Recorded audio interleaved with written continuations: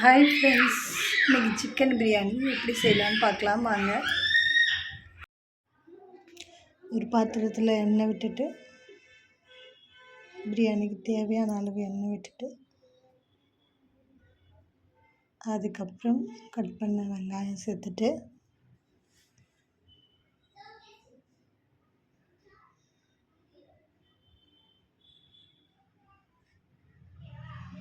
ஏலக்காய், கிராம்பு, அன்னாச்சி பூ, பட்டை, பிரியாணி இலை சேர்த்து வதக்கணும். வெங்காயத்தை எதுவும் சேர்த்து வெங்காயம் நல்லா பொன்னிறமாக வதங்கின அப்புறம்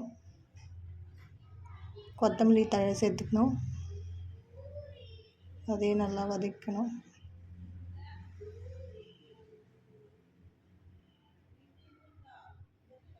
அதுக்கப்புறம் புதினா இலையை சேர்த்துக்கணும். பச்சை மிளகாய் 3 சேர்த்துக்கணும். வதக்கிட்டு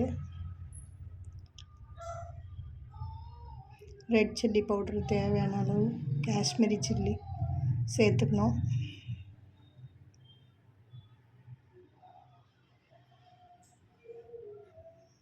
சேர்த்து மிக்ஸ் பண்ணிட்டு இஞ்சி பூண்டு பேஸ்ட் ஆட் பண்ணி மிக்ஸ் பண்ணிவிட்டு தயிர் சேர்த்துக்கணும்.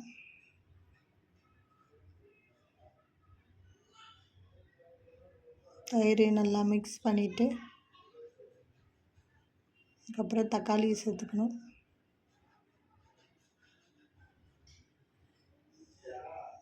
தக்காளி நல்லா வதங்கின அப்புறம்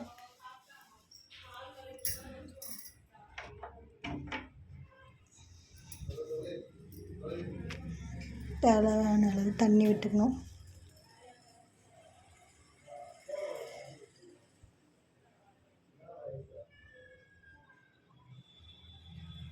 சால்ட் ஆட் பண்ணிக்கணும். தண்ணி கொதி வந்தால் அரிசி சேர்த்துக்கணும்.